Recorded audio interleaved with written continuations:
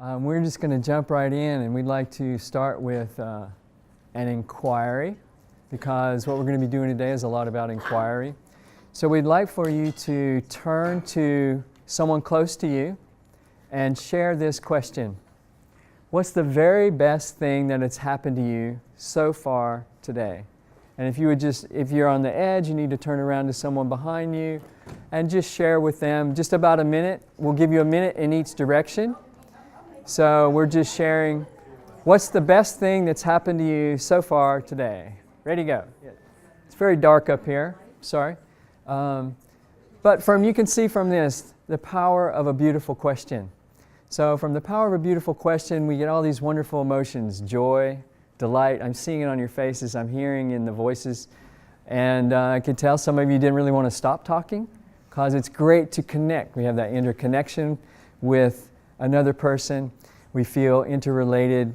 We may feel some kindness, maybe a little bit of courage to speak with someone that we haven't met before, and maybe even a little relief afterwards when it's finished, if we were a little nervous. Probably even some gratitude, because it's great to share stories, and we all love to hear stories. So, simple inquiry.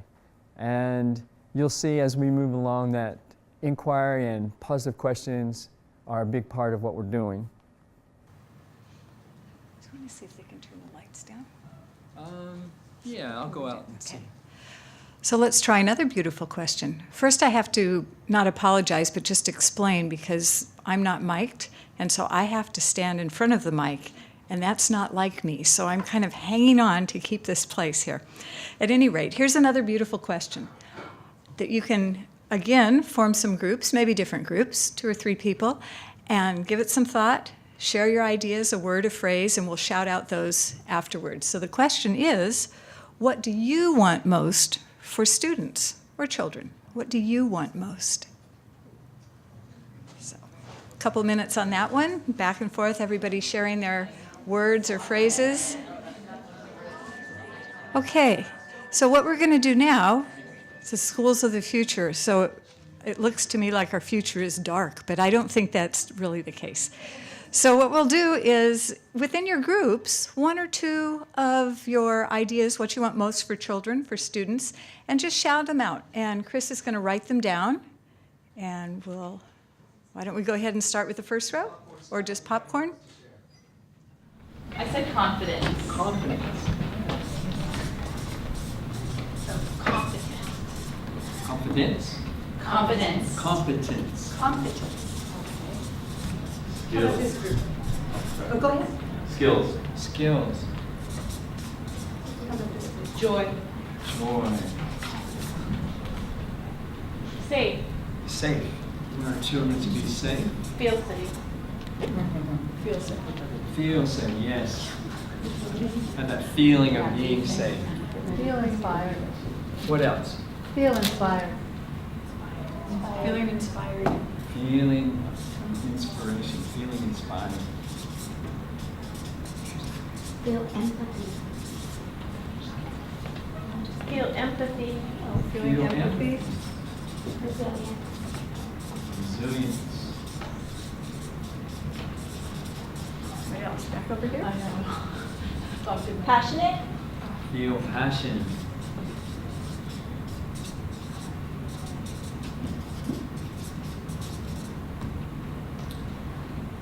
To the back? Anybody in back? To reach their potential. Reach potential.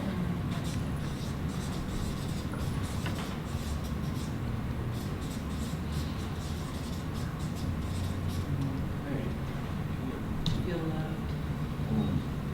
Feel love. Have a sense of ownership. Sense of ownership.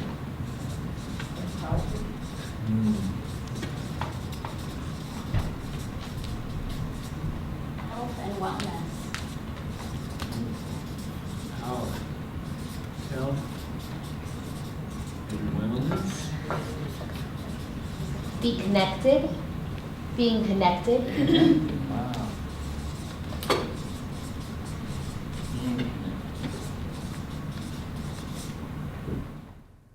Beautiful, guys. Anything else? Well, what you might notice is a lot of these things that we've written up here are what we might call non-cognitive skills, or some people call them soft skills. And as it turns out, we want the same thing you do. My name is Chris Zorn. You can't see it up there very well. I teach music and art and multimedia at the University Laboratory School. And even though I'm a musician and an artist, I still want these same things for the children as well. And I'm Lori Four, and I was at the University Laboratory School as a second and third grade teacher, wanting all those things for my students, just like you said. And now I'm on sabbatical this year, so here I am. I know. Now, let's exercise one of those innate human capacities that we don't often do in school. Let's use our imagination and visualization. So like if you guys were at the lunch keynote, like what we did at the end, we're going to do something very similar to that.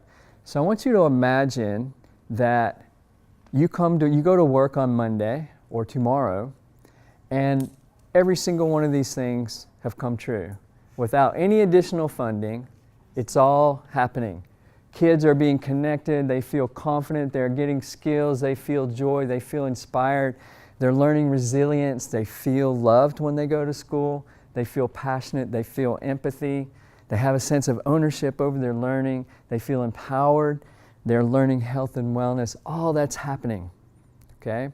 So just imagine that. If you want to close your eyes, you can. Just imagine you walk into your place of work and children are getting that. So I want you to look around. What's in place now that wasn't there before? That takes no additional funding? What's now happening there that's not happening now? So just try to imagine that. Use your imagination. What does that look like? Well, this would be a stereotypical picture of what we would think of as the whole child. We would have the academics, which we teach and have been concentrating on that for quite a while now. So our language arts, our math, our social studies, our science. And what we're asked to do now is address more of the whole child. And in this slide, the whole child would include not just those content academic areas, but the arts. So we would bring the arts back in, and now we would have a whole child, both academic, left brain and right brain together as a whole. But Chris and I really think that there's a lot more to a child than just this part. This is very outer, but we feel there's a whole inner child that needs to be nurtured and addressed as well. And for many reasons, which we'll go through and we'll talk to you about as we unfold today. The inner child is the part that's not often brought into schools, but we're missing this whole other area. And this is where the interconnectedness happens. This is where children learn to have a sense of belonging. This is where they understand a sense of purpose. They build their self-awareness and their self-management. They learn to introspect and reflect. And they develop their empathy and compassion. And this is what we consider to be the whole child. And as you'll see in a few minutes, if we leave this out, we're not giving full awareness to us as human beings. We want to grow human beings, full human beings, not just the upper half. So you're going to have to read that. Ooh. So this is the vision that we have. I'm going to try and read this because it's not in my speaker notes. So our vision is that we envision education at all levels that provides students with the tools, the attitudes, the practices for the development of the whole human, the outer and the inner, and for the personal discovery of the interconnectedness with all things. And this is how we will transform how we relate to ourselves, to each other, to our local and global communities, and to the earth and our environment. So our vision isn't about, it isn't about a program or a curriculum. It's really about helping children discover that interconnectedness, that there's an inner and an outer, and the interconnectedness that we have with everything. And by discovering that, that will inform our relationships to ourselves and our relationships to everything else. Oh, not yet. You skipped. So I like to think of that interconnectedness in the way in ecology you would think of a keystone species. It's like a keystone in an arch. If you remove it, then that ecological system will collapse. I think that interconnectedness is the same, that it is a keystone to what we're talking about. And if you take that away, then that system will be incomplete. So how do we get to this vision? How do we get to what we all want? What's the path? And there is a path, and it's composed of two parts. There's a mindset and there's practices, and we're going to be talking about both.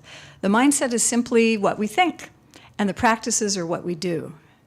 So for a mindset, you might think of these questions. These are sort of overarching questions that you can bring to your consciousness.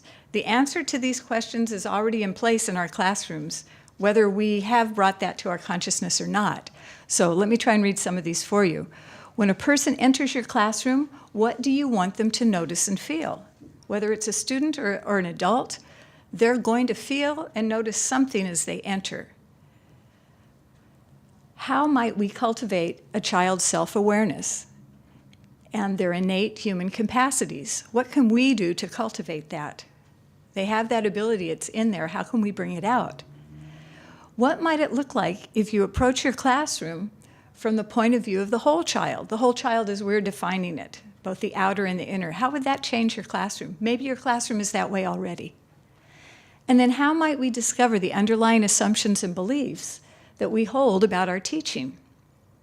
So all of these questions we want to ask ourselves, excuse me, from time to time, because they will help inform and help us shape the rooms and the environments that we have students in for learning. Starting with our mindset. And so we have mindsets, but then we also have practices too. And this practice perspective is very critical because very often in teaching we think, okay, there's this lesson.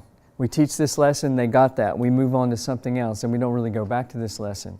But that's not what a practice perspective is. A practice perspective is you develop practices that you do again and again and again. And it's sort of like you can imagine water flowing through the Grand Canyon. There's not one place where we now have the most beautiful Grand Canyon. It's this constant journey through, and over time, things are transformed. The rock is transformed. As human beings, we're transformed by these practices. And it's not something along the way that you can say, oh, this is the spot, we're done. We're never done. It's a journey of mastery throughout, and we continue on with practices. So the idea here, some of these questions that you can't really see, how might I apply the idea of practice in my classroom? Or what are some daily or weekly practices I might employ to change my classroom environment? What's one practice that I could do that would have the biggest impact on my class? What's something I could do regularly that I know would develop the whole child? So these are some of the questions that we ask, and the way we approach this is we've started with what we call key appreciations. And the word appreciate is a cool word because it means, one, to honor the good qualities of something, but if you think about it, appreciation also has the meaning to raise in value, right? When real estate appreciates, the value goes up. So whenever we appreciate something, we also privilege it. We're raising the value of it. So when we appreciate these key things, we're starting to raise the value of it. We're honoring how important it is. And the first one of these that we want to really take stock in is this pervasive thing called wholeness. And both of the keynote speakers have talked about this in tangential ways, but this is really sort of, it could almost be called a foundational thing, because we live in this remarkable time where we have all this empirical knowledge of the universe. We know that the universe started on its journey some 14 billion years ago, And through this long process, here we are. And it's not that we're at some apex and everything else falls below that. It's a continuing journey, and it's unfolding before our very eyes, and it's continuing to unfold. Through that process, humans have developed these amazing capacities, both inner and outer. And so, for example, we have the capacity to feel emotion. We have the capacity for awe and wonder. These are things that have evolved. These aren't things that people have to tell us to do. People come to the schools of the future and you get inspired. You're not getting inspired because someone tells you need to be inspired. That arises in human experience. And so these are the kind of things that we typically don't teach in school. And yet, kids need to have this experience to keep developing as a whole human being. The other big thing is that we are part of this, and this is another thing that we get from science, we get from our awareness of the universe. We're all part of these innumerable numbers of interconnected webs and relationships. We were born in relationship, we develop in relationship, and we always have to, and when you have recognition of that relationship, it helps you understand your role in creating and sustaining it. So the other thing is that wholeness applies everywhere. It applies to students, it applies to classrooms, it applies to communities. And so when we can understand that wholeness, and we bring that quality, we bring it at every level. So when students walk into your classroom, you see them as whole beings. You see them just like an oak tree. An oak tree has an imperative from the universe to become, or an acorn has an imperative to become an oak tree, a whole flourishing oak tree. And as human beings, when we're born, we have the same imperative. We have a evolutionary, cosmic imperative to become a full, engaged, complete, and fulfilled human being. But if we leave out all this other stuff that we know how to do, reflect, introspect, and develop our connections, we're not bringing our full capabilities to the table. So we need to develop everything in order to do that.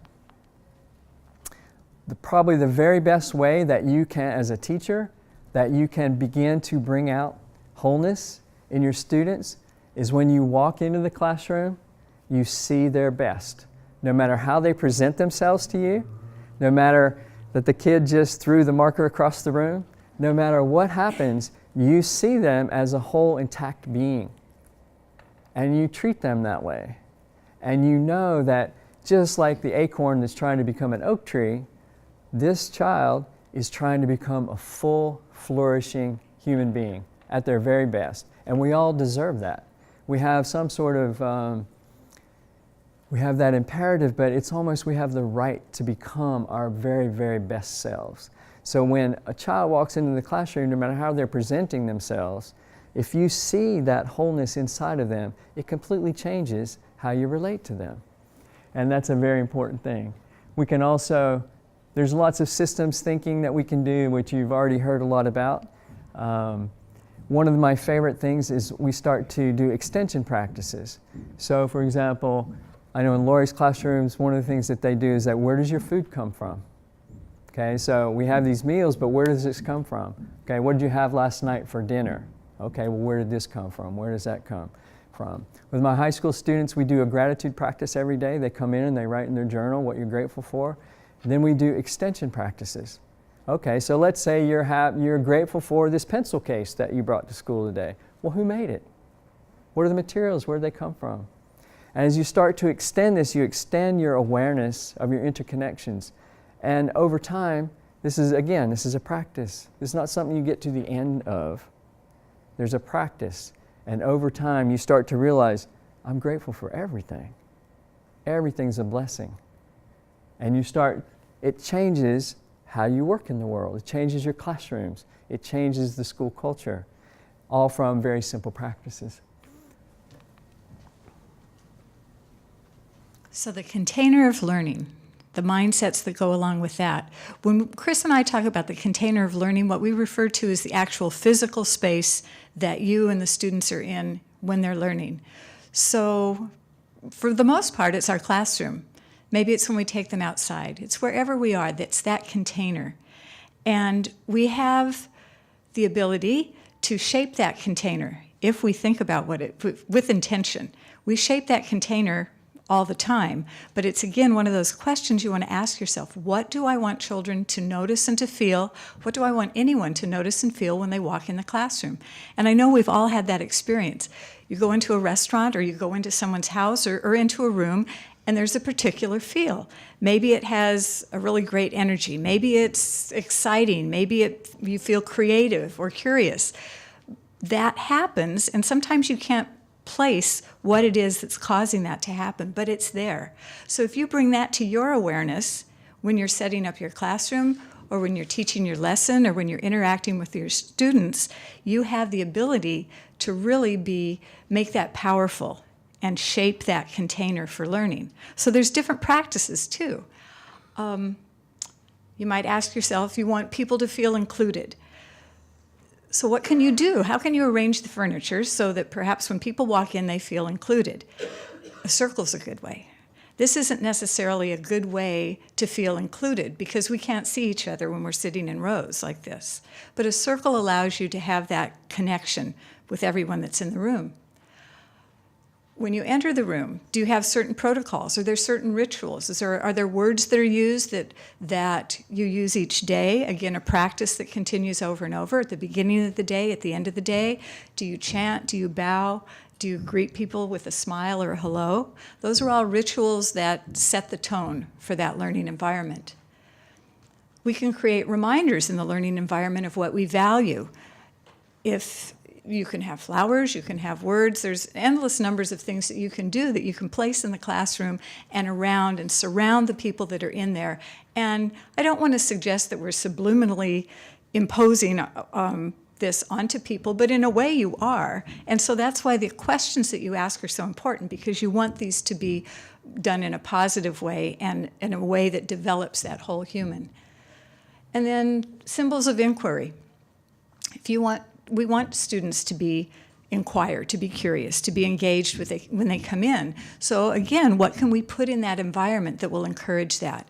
We might have a thinking chair where if you have an idea, but you need to sort of flesh it out, you don't want to have a lot of other people talking at you at the same time, maybe you've got that space and people know, and they respect that. Someone's in the thinking chair, we're not going to talk to them right now. They've got something that they're really trying to think about and solve.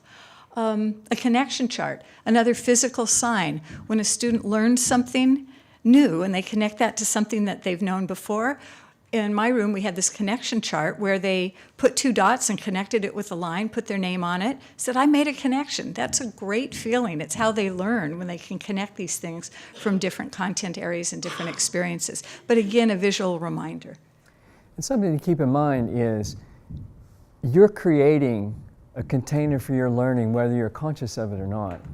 So whether you decide to do anything, you're creating a space, and the students who come into that room feel something as a result of it. And people who come into that room feel something as a result of what you've created. Whether it's conscious or not, it's there. And a lot of times people come into the room and they may feel something, they may not know why. They don't have to know why, because it's a felt sensation. Something we borrowed from appreciative inquiry is the idea of words create worlds. And the idea here is that we create our reality through language. And how we speak to each other is what creates our future. And one of the most important concepts too is that we choose what we talk about. And so that choice is fateful. What we decide we're going to talk about changes everything. So the other analogy of that is whatever we focus on grows. And as we talk about certain things more, we can choose to privilege this, or we can choose to privilege this by our conversation. And it's a conscious choice that we make. So some of you may know Don Miguel Ruiz's book called The 4 Agreements. In that book, the very first agreement and the most important one is be impeccable with your words. This is now like sort of a slogan in my classrooms. We're very careful about what we say, and so we're very conscious of it. And like the other appreciations, there's practices that go with this as well. So we are conscious about the words that we use. In a little while, we're going to show you a case study where we asked students a question, and words came out of that question that became very, very powerful and actually changed the climate of the classroom, and Chris's classroom and my classroom, and really for many people outside that as well. So some of the practices could include appreciation and gratitude practices. What are you grateful for? There's many practices about words. Chants or invocations, storytelling. These are all ideas that you might want to try to help with that practice of using words and getting students to recognize the importance of the words that they use. One of the things that this idea of non-cognitive knowing, it's not something we talk about very much. But many years ago, we all know what this is. We feel it. But it's not something we give a lot of credence to in schools. Many, many years ago, I was studying herbalism. And one of the very first things I was studying with a Cherokee herbalist. His name is David Winston. He's still practicing today. He learned from his grandfather, who was the last Eastern Cherokee to learn traditional herbalism. And the first task that he had us do is we had to go sit with the plant and ask the plant how it helps human beings. What's it good for? What are you good for? You know, and we had to talk to the plants. And of course, you can imagine growing up in a left brain cognitive world, that wasn't the easiest, you know, it's a strange sort of request, right? But I did my duty and I went out and sat in front of this plant that looked friendly to me. And it was like this, saw the square stems and everything, so I'm like, okay, this looks pretty good. So I sit down in front of this plant, give my offering, ask my questions, do my whole thing, and of course, immediately my left brain is just going, what is this? This, you know, nothing. And it's just constant, this constant chatter. But somewhere underneath that, I started to feel something. And there was some, I couldn't put words to it very well, but when we got back into a circle and we started sharing what we had experienced, I said, well, you know, I don't really know, but I felt like something related to the heart. And as it turns out, I was sitting in front of a plant called, Latin name, Leonurus cardiaca, which you might know as motherwort. And as it turns out, in traditional herbalisms, it's good for your heart. And I can, to this day, I will never explain to you how that happened. I have no clue. But this is non-cognitive knowing. There's other ways of knowing in the world other than our left brain. Wade Davis, National Geographic explorer, tells a great story when he spent 2 months on the Hokulea making a film, talking about how the traditional navigators at night, they can feel the hull and feel as many as 32 different currents passing through the hull of the boat in the ocean. And this is not something that your left brain does. This is something somatic. Your body does this. And you got to think, 16 trillion cells in the human body, they're all receptive, they're all aware. But we tend to only do this. We don't pay attention to that because we're too busy thinking. And so what we need to do is we need to recognize that there's this whole other way of knowing that's completely valid. And science is starting to validate this on that level as well now. You may not know this, but there's more receptive cells in the human intestinal system there are in your spinal cord. So much so that now they're talking about the human gut as a second brain. And this is, ever heard the expression, your gut feeling? It's because you have this somatic awareness. It's not some mystery. It's something that indigenous cultures and philosophers and poets have been talking about for centuries. And now, finally, science is catching up, and we're starting to realize this, and it's coming back, and we can do this. So in the classroom, we need to recognize that the domain of the soma, or the body, is outside the realm of the conceptual thinking brain. And we need to validate both experiences. We need to validate proprioception, kinesthesia. This is our awareness of our body in space. I do Tai Chi with 5-year-olds, you know, and it's not that they're going to become Tai Chi masters, but because it helps validate them. So, for example, we have these unique human capabilities: awe, wonder, imagination. These are not left brain things, but we need to activate this in children because that's a crucial part of who they are as human beings. There's many, many awareness practices that we can do. We can active listening, tasting, conscious breathing, intentional games. I do this thing with students all the way from K to 12, actually adults too, a thing called owl vision. We can do intuitive practices. Lori takes her students on silent walks. We can emotionally inquire all the time, how are you feeling? And we give validation to children's feelings because that information is critical for them and they need to be validated that it's okay and that it's okay to feel things. In fact, there's a wealth of information in our human emotion. We do visualizations. We do imagination exercises like we did before. We ask questions without clear answers. We help them find beauty in nature. Many, many practices that activate our non-conceptual learning and our non-conceptual knowing. And then, of course, silence and reflection, not something students get very often in school. But we all know traditional practices.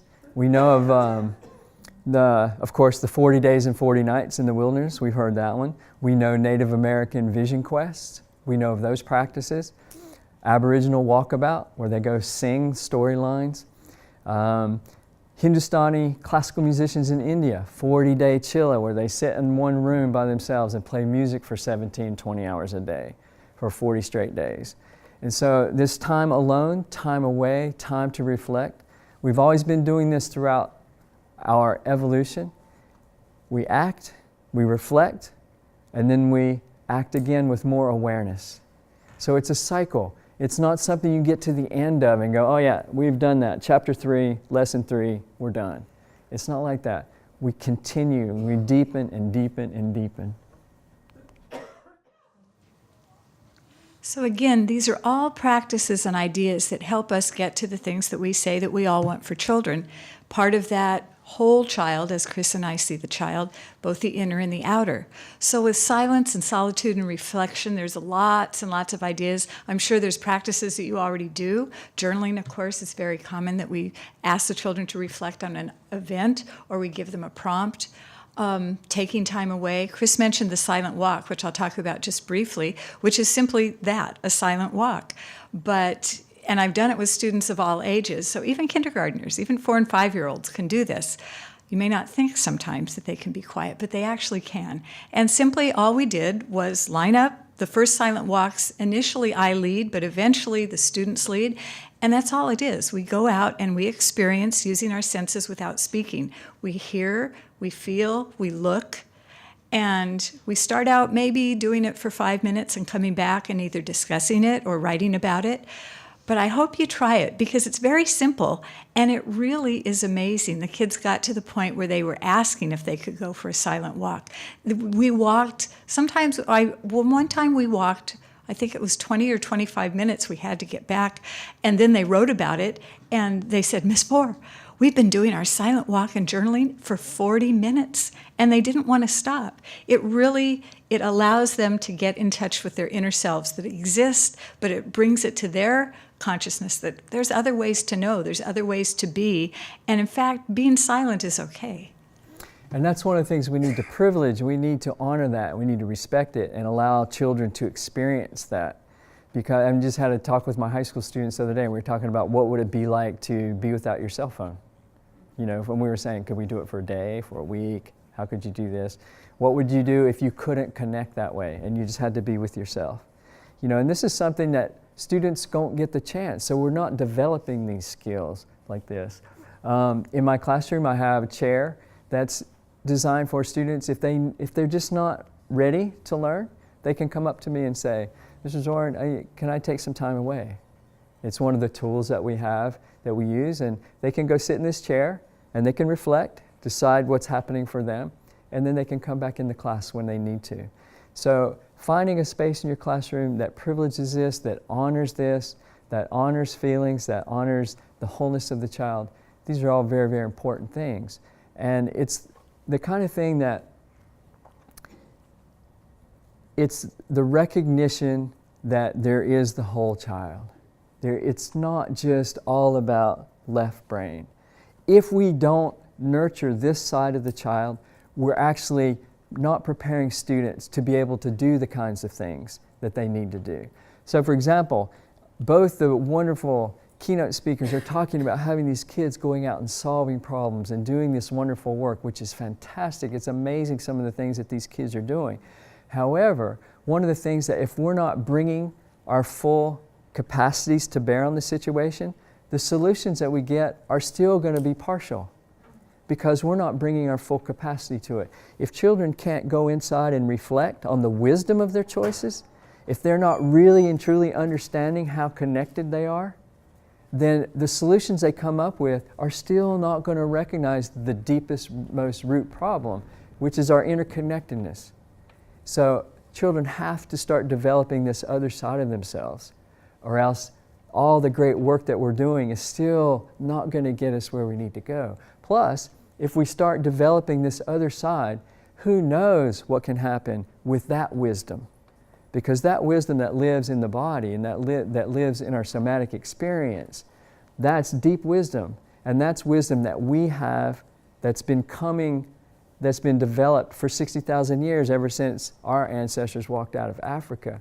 We've been developing that sense of connection to the world. And every indigenous culture that's still around today, they're still developing. They're the ones, because they understood that connection, which is why they're still here. And she talked at lunch, she talked about losing species at an alarming rate. Well, as it turns out, there's something even more alarming than that. At the time when we were all born, there were 6,000 languages being spoken. Now, less than 50% of those are being taught to children. So not only are we losing species at an alarming rate, but even more alarming rate, we're losing this culture to diversity, which is the wisdom of the body, which is the wisdom of interconnection. That's what indigenous cultures bring to us.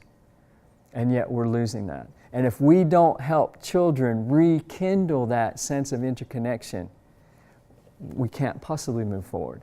And we're going to talk about a case study here in just a second. I want to just say this really quickly. I should probably wait, but one of the students, I have to say it because one of the students who's in this case study, she's now in my 10th grade class. And we go from asking questions that she's going to talk about in just a second to these really deep questions. So I have these high school they're photography students, right? But they're asking questions about what's the root cause of ocean pollution? And I had this student say, because we're not connected to the ocean. And she can't get there unless she's feeling this. She's understanding there's a connection there. We're interrelated. My actions affect the world. And she's getting that. She was in Lori's class 8 years ago. And that's what happens. You start developing children, and it doesn't stop, because once they get in this, that's validated, they continue that. It's like a practice that keeps going. So I have to jump in too and say that we've been talking about children in these qualities and innate abilities and understandings, but we need it for ourselves too. So whatever we have said, I think you could also apply to yourselves and ask yourselves these questions and recognize that part of your own being. So our case study. Everything that we do in school, whether it's our teaching practices, the curriculum, our relationships, the policies, the physical environment, they all send a message that speaks about what we value in society. And so imagine that your classroom values kindness and generosity and gratitude, and you feel that is what's the norm for us to be a class, for our own well-being. So with that in mind, I asked the students this question. Knowing that words create worlds, I asked them, then what words can we use that would encourage peace? So they thought, and they got in their groups, and we went through the normal procedure, and we shared our ideas, and I wrote them on chart paper, and we continued to discuss them, and we added more, and they came up with a really extensive list. And we started using them. It was brought to our consciousness. We started using them more in the classroom. We would identify them if we saw them in our writing, in a book we were reading, in a poem, if we heard them being used out in the playground. And we started, as Chris said, to privilege this. And the kids recognized that these words were really powerful. And so we decided that we would write them on small little cards. We took our list that was on the wall, and they wrote on cards, and they wrote carefully, and they made them beautiful, and they empowered those words even more with their own intentions. And then we put them in a bowl. And they were in the classroom, and each day, whoever was the table leader that day would come in and select a couple words and place them on the table. And those words, we didn't draw attention to them, they just existed with us in the room that day. And then they would change. And at one point, the students could feel that things were changing in the classroom. And so one time, they get to see Chris for music every day. They said, Miss Four, could we take some of our peace words to Mr. Zorn's class? And so I said, well, of course. So they did. And this slide right here, these are the cards. This is what they look like when it came to my class. So I got these cards, and at first I was like, oh, this is cool because I like these words, right? So I put them up on the windowsill and this kind of thing, and so they would know that it's important, and we started talking about it. But eventually, we started building this, what Lori said, intention. We started putting our intention into the classroom. How can we make our music classroom a peaceful place? How can we make music that will help our intentions? And so we started singing environmental songs. We started finding songs that we could sing that would amplify the meaning of these words. And not only did they bring these, and they would bring these cards up. Like every day, they would come up and bring me cards. So we had cards all over the place. And ultimately, after a long time, we had made a big mobile out of them. We hung them up and made art out of it. But the sculpture that you see there was made by my 4th and 5th grade students. Her 2nd and 3rd grade students, so we combined forces, made this beautiful altar. And eventually, not only did they bring cards, but they started bringing flowers. So we had these cards and we had these flowers, and of course about every few days I'd have to take the flowers away because they start to go bad, and they would bring in more flowers, and it just became this huge altar that we had to these beautiful words and to the concepts of these words and creating our intention. And the classroom, it was, can I just tell the story about well, she does this environmental work. And so they had something called the Earth Squad, and that would go out and do all these cool things around campus. Well, what we decided to do the Sacred Earth Choir. So we started singing all these sacred songs, and these sacred songs from different traditions from around the world, and all these environmental songs. So it's the power of amplification. The students were seeing that their ideas were important. They were seeing how their ideas could flow out into the community, and then we ended up singing that at one of our concerts for a recyclathon that our school put on. So the whole school community were able to see the results of our singing. So we continued with our peace words, and the students made them larger, and we hung them along the fence, along the sidewalk where we went from our classroom up to the cafeteria. We'll go through kind of quick. They kept practicing and having peaceful thoughts when they engaged with nature during our art. They sat next to each other and shared their ideas for peace and wove them on their peace loom. At one point, we were talking about kindness and compassion, and they each took a pledge. They wrote the pledge on the paper. They pressed their handprint on it, and that was their pledge, and we hung it in the hall, and they were proud to have everyone see it. And so things were changing. They were really making a difference. And they were impacting the rest of the school. So at that time, I was teaching art to the 4th and 5th graders, and we were doing a lot of journaling. And so the 4th and 5th graders said, hey, can we write these peace words? They're doing such cool stuff with their peace words. Can we write this in our journals? So we started doing Words Create Worlds in our journals, and we came up with all these different ways of using these words. So it just kept growing. Growing. That's a nice segue. Thank you, Chris. So the kids then planted a garden, and we called it the Learning Landscape. And it was another opportunity for them to engage with nature, to share, to feel that interconnectedness, to understand about the sustainability that's necessary. And they shared that. We had garden celebrations, we had harvests where we shared the food. They became docents and they shared what they learned and their understanding with others. And so they were seeing firsthand that rippling effect, that outward growth of their words and how it changed the world. And I asked the kids, I said, do you notice anything different? And they said, oh yes. And I said, well, what is it? And they said, well, our class feels more peaceful. We feel excited to come to school. It feels like a safe place. It feels like we're doing something important and that we're making a difference. And they really were. And again, rippling out, the high school students, the photography students, and the filmmaking students that I was teaching, of course, they went down in the learning landscape that started from these second, third graders in these small words. It's now one of the most beautiful places on campus to take pictures, so that became one of their preferred places for doing their photography practice.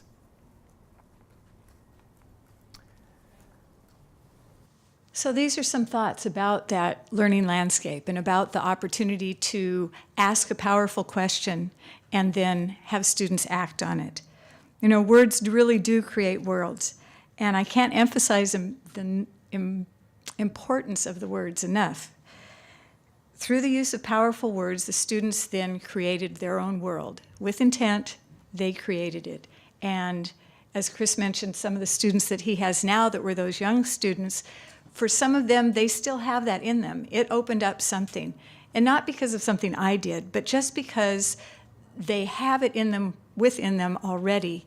And asking those questions and allowing them the opportunity to take what they're interested in, take that question and run with it, they came up with these other activities, these other practices, what we did. And it was theirs, and that's why it worked. And as second and third graders, they had this ability to go out in the garden and experience what it feels like. It's not what it think, but feels like what it means to sit in a quiet spot. And one of the third grader who's now in the 10th grade in my photography class, she was, her dad asked her, so tell me about the learning landscape.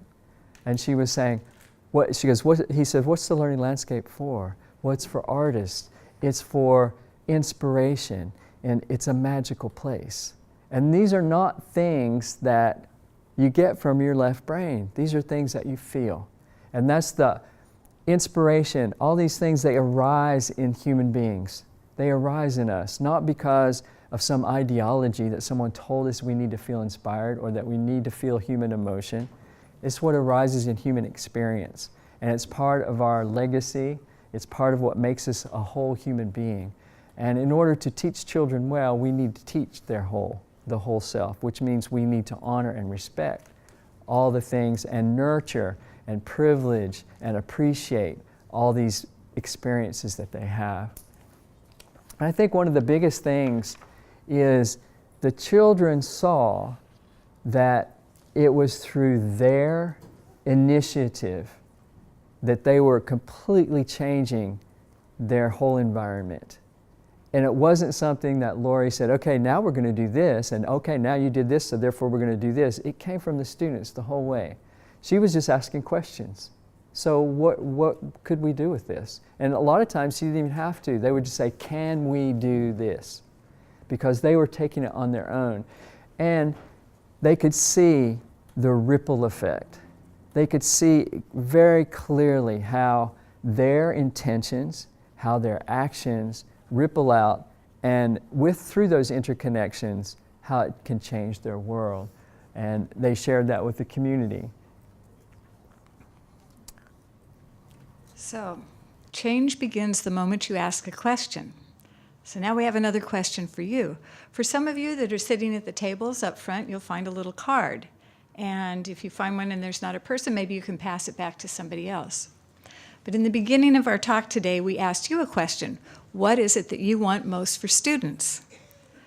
Well, more recently, we asked students the question. These are second and third graders again. What do you want most for yourself? And these are the words that they chose. So we're not going to write these up, but we're just going to have you sort of popcorn out some of these words so we can all hear them. So what cards, everybody just name one. Let's hear it. Joyful. Joyful. Loving. Loving. Brave. Impeccable. What was the other one? Brave. Free. Brave. Brave. Peaceful. Appreciation. Independence. Any others? Any other cards up? Focus. Now you can see too, again, they're not that different from what you want for them. And they're not saying, I want higher test scores.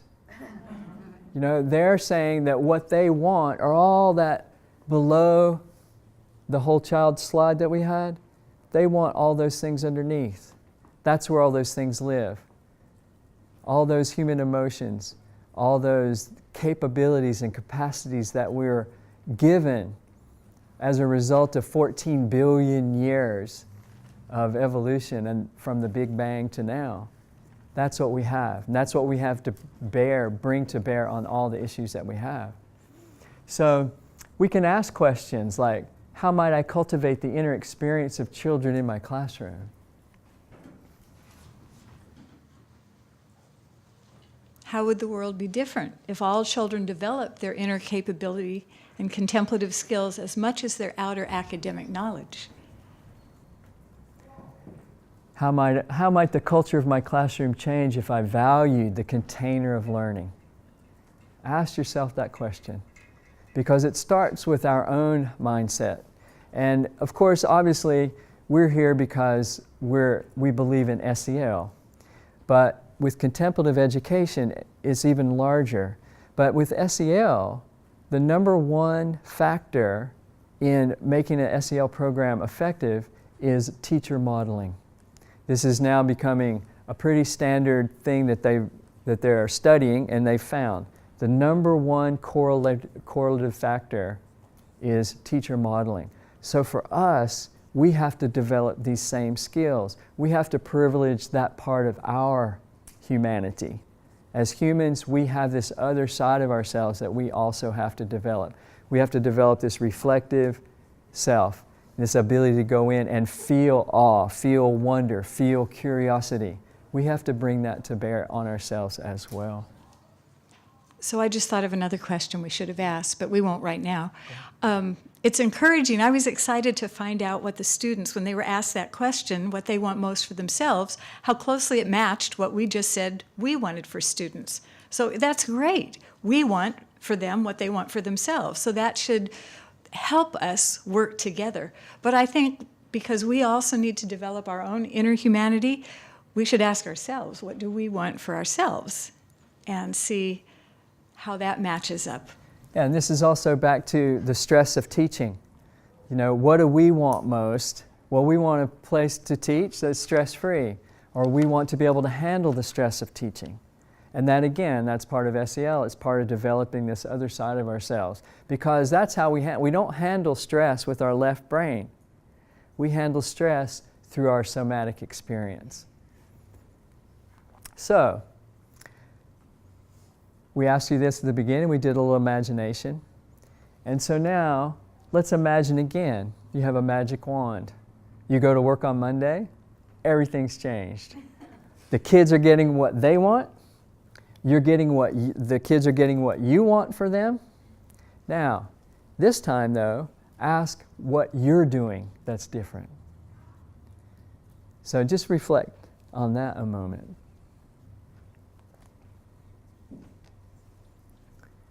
What can you do that's different? And here's the appreciative question. This is one of the things that my high school students do every day with their gratitude practice. Here's the question they answer every single day when they come into my classroom. What's one thing that I could do today, no matter how small, that would increase my joy and bring me alive? Every day they answer that question.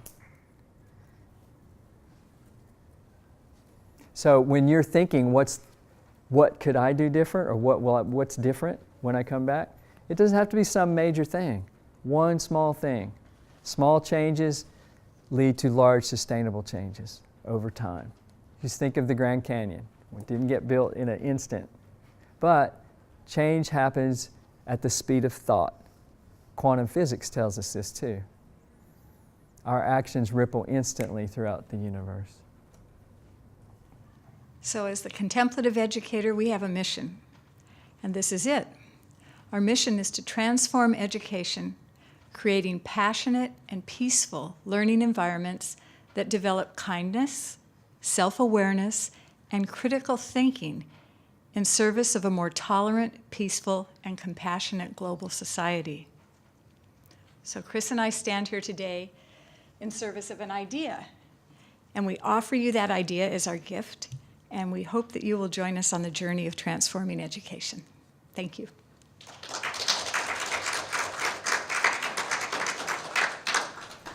And the slide deck is there. I had it up at the beginning, but if you want to, you can go to that link and pull up the slide deck.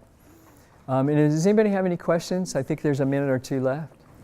Is there anything unique about your school that allowed or facilitated this kind of approach? Oh, that's a good question. I'll let Lori answer that one. There is something unique about the school, but I don't really believe that is a factor in limiting doing any of this, because really this is not something. This isn't an add-on. This isn't a program that's going to require 45 minutes once a week to implement. This is a way of thinking. It's a shift in how you do things. It's a shift in how the students perceive the classroom. And so it becomes just a way of speaking, a way of being, and you're doing it every day a little bit, and it just develops over time. So I think that it can be, and I know it can be done because I've been in some DOE schools more recently, and we've done the same thing, and I've seen the same results. So it isn't exclusive to a particular environment. I think it's more a particular mindset. And just to say too, it's like the cards that you see in front of you, those are my students. So I've adopted the practices, and we continue to do this work every year. And I would say, just to tag onto that really doesn't have anything to do with the school. It has to do with your own mindset. And even though Lori doesn't work at the lab school anymore, I still do these practices. And I think it's more a sense of the teacher, coming to it that way. And the power of amplification, of course, when you have an ally, things totally change. There's a question here? I was just going to add to, so the last question that you asked us was, what's something that we can do to create this? And it's a question that's been on my mind a lot. I teach a class called Peaceful Class, and it doesn't always feel very peaceful.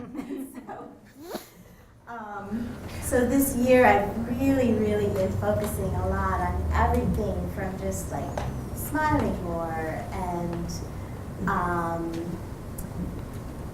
if things, and letting go, like if something's not going quite the way I had visualized, being much freer in that moment to be accepting of that